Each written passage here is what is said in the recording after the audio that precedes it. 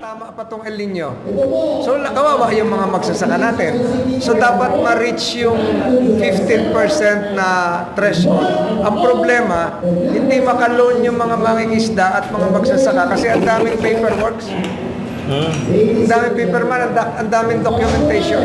Pero saan yung agri-agri na kailan lang naman na yung na-amend? Yan So nga. that means kulang pa yung amendment? Ang nakikita ko ngayon, isama na yung crop insurance kasi yung crop din mo, yung the law itself, Philippine Crop Insurance Corporation. Eh paano na yung mangingisda? Hindi naman nakalagay Philippine Crop Fisheries Insurance Corporation. Diba? So lugi yung mga fishermen natin. Ano mangyayari? Tataas ang presyo na naman ng isda. Mag-i-import na naman tayo ng isda. Diba? Eh, El Nino ngayon, fish kill sa dagupan. Mamatay yung isda. El Nino, red tides. Mahirapan din yung mangingisda. Hindi nyo naintindihan kukuha kagad yung magnitude nitong El Nino. Ang laki. Ang laki. Hindi to, akala natin uminit lang, kulang ang tubig, pay.